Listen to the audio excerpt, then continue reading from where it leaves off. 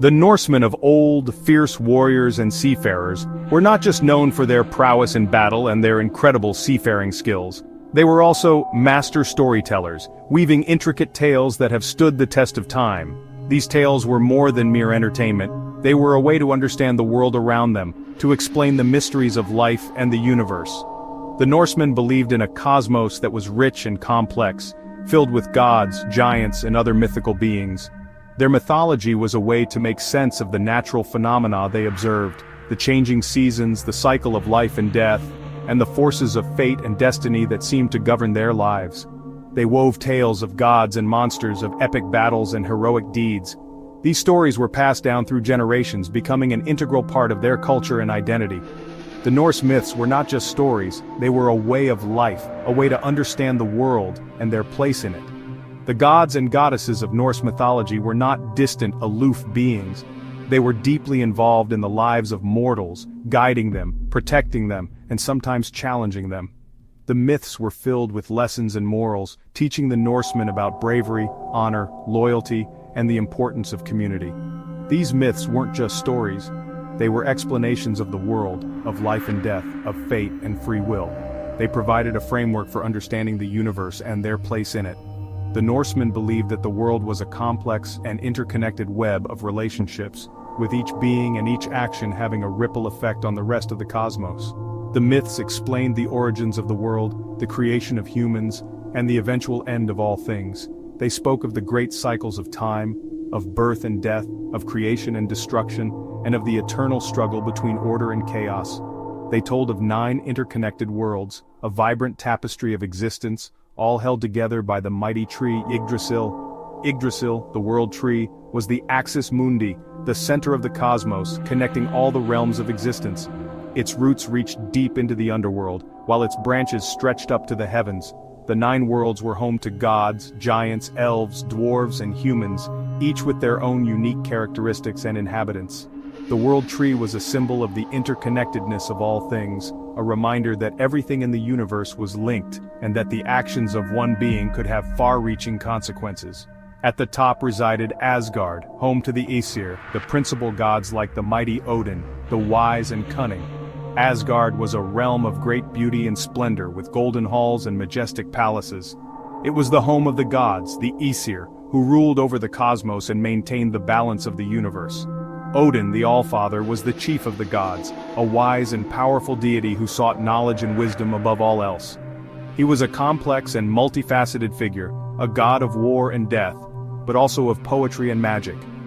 Odin was willing to make great sacrifices in his quest for knowledge, even giving up one of his eyes to gain the wisdom of the ages. Odin, Allfather, sought knowledge relentlessly, even sacrificing an eye for wisdom. He hung himself from Yggdrasil for 9 days and nights, pierced by his own spear, to gain the secrets of the runes, the magical symbols that held the power of the cosmos. Odin's quest for knowledge was never-ending, and he often wandered the world in disguise, seeking out new wisdom and insights. He was a god of paradoxes, a bringer of both life and death, a protector and a destroyer. His wisdom and cunning were unmatched, and he used his knowledge to guide and protect the other gods in the mortal world.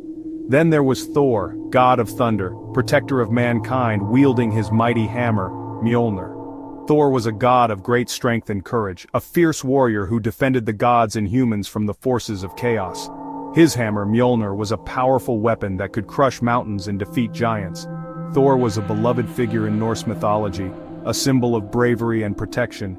He was often depicted as a large, red-bearded man with a quick temper and a hearty laugh. Thor's adventures were the stuff of legend, filled with epic battles and heroic deeds. He was a god who stood up for the weak and fought against injustice, a true champion of the people. But within this vibrant world, a seed of destruction was sown. The Norse myths spoke of a time when the balance of the cosmos would be disrupted, when the forces of chaos would rise up and challenge the gods. This time was known as Ragnarök, the end of days, a cataclysmic event that would bring about the destruction of the world. The prophecies of Ragnarök were filled with ominous signs and portents, a chilling reminder that even the gods were not immune to the forces of fate. The seeds of destruction were sown in the actions of the gods themselves, in their pride and their hubris, in their conflicts and their betrayals. Prophecies spoke of Ragnarök, the end of days, a cataclysmic event where gods and monsters would clash in a final epic battle. The skies would darken, the earth would tremble, and the seas would rise. The great wolf Fenrir would break free from his chains, and the serpent Jormungandr would rise from the depths of the ocean. The gods would march to their doom, knowing that their fate was sealed. The final battle would be a clash of titanic forces, a struggle between order and chaos, between creation and destruction. The world would be consumed by fire and flood, and the old order would be swept away. The fate of the cosmos hung in the balance, a chilling reminder of the ever-present cycle of creation and destruction. But even in the face of such devastation, there was a glimmer of hope. The Norse myths spoke of a new world that would rise from the ashes of the old, a world of peace and prosperity, where the surviving gods and humans would live in harmony. The cycle of creation and destruction would begin anew, a testament to the resilience and enduring spirit of the Norse people. Their myths were a reflection of their worldview, a belief in the eternal cycles of nature, and the hope that even in the darkest of times, there is always the possibility of renewal and rebirth. Ragnarök. The very mention of this word conjures images of cataclysmic destruction and the end of all things. It is a term that has echoed through the ages, a harbinger of doom that has haunted the dreams of many.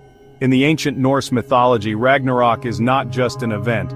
It is the ultimate reckoning, a cosmic battle that will reshape the world as we know it. The word itself sent shivers down the spines of even the bravest Viking warriors. These were men and women who faced death daily, who sailed the treacherous seas and fought fierce battles, yet the thought of Ragnarök filled them with an unparalleled dread. The word itself sent shivers down the spines of even the bravest Viking warriors. These were men and women who faced death daily, who sailed the treacherous seas and fought fierce battles, yet the thought of Ragnarök filled them with an unparalleled dread. It was more than just a battle. It signified the end of an era, the twilight of the gods, a cosmic reset.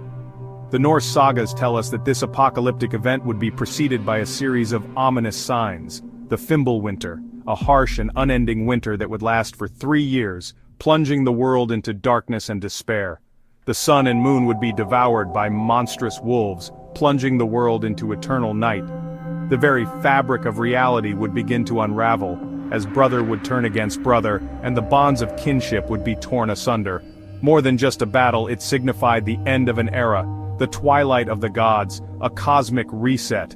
The gods themselves were not immune to this fate. Odin, the Allfather, would face the monstrous wolf Fenrir in a battle to the death. Thor, the mighty god of thunder, would confront the world serpent Jormungandr, knowing that their clash would result in mutual destruction. Even the trickster god Loki, who had sown chaos and discord among the gods, would meet his end in this final confrontation. The Norse believed in cycles. Just as spring follows winter, so too would a new world rise from the ashes of the old. This belief in rebirth and renewal was a cornerstone of their mythology, offering a glimmer of hope amidst the darkness. The Norse believed in cycles. They saw the world as a series of endless loops, where life and death, creation and destruction, were all part of a grand cosmic dance. This cyclical view of existence was reflected in their myths and legends, where gods and heroes would rise and fall, only to be reborn in new forms. The story of Ragnarök was no different. It was a tale of destruction, yes, but also of renewal. After the cataclysmic events of Ragnarök, the world would be reborn, cleansed of its impurities and ready for a new beginning. The surviving gods and the few remaining humans would come together to rebuild, to create a new world from the ashes of the old. Just as spring follows winter, so too would a new world rise from the ashes of the old. This belief in the cyclical nature of existence provided a sense of continuity and hope, even in the face of impending doom. The knowledge of this eventual rebirth did little to soften the dread surrounding Ragnarök. The Norse people were acutely aware of the suffering and destruction that would precede this new beginning. They knew that the path to renewal was fraught with peril and hardship, and that many would not survive the trials to come. But they also believed that those who did endure would be stronger for it, tempered by the fires of adversity. But the knowledge of this eventual rebirth did little to soften the dread surrounding Ragnarök. The anticipation of this apocalyptic event cast a long shadow over the lives of the Norse people. It was a destiny etched in runes, unavoidable, unstoppable. The ancient runes carved into stone and wood told the story of Ragnarök in stark, unflinching detail. They spoke of the great battles to come, the fall of the gods, and the end of the world as it was known. These runes were a constant reminder of the fate that awaited them, a fate that could not be altered or escaped. It was a destiny etched in runes, unavoidable, unstoppable. The gods themselves were not immune to this fate. They knew of this impending doom, this inevitable clash against the forces of chaos. They prepared as best they could, gathering their strength and honing their skills for the final battle. But a sense of foreboding hung heavy over Asgard, the realm of the gods. They knew that no amount of preparation could change the outcome, that their fate was sealed. The knowledge of their impending doom weighed heavily on their hearts, but it also steeled their resolve. They would face their destiny with courage and honor, even if it meant their end.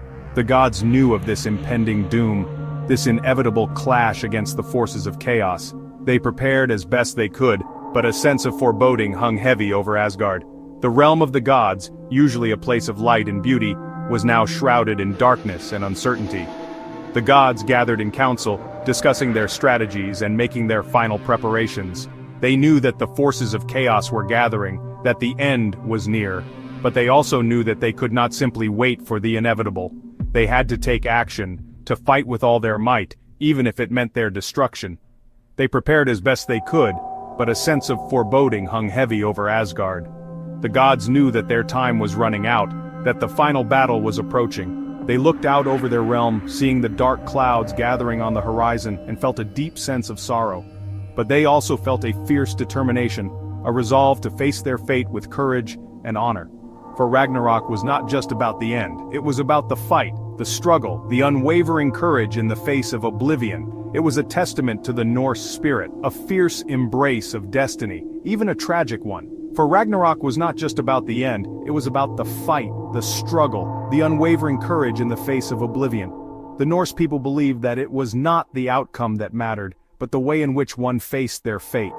To fight with honor, to stand firm in the face of overwhelming odds, to embrace one's destiny with courage and resolve.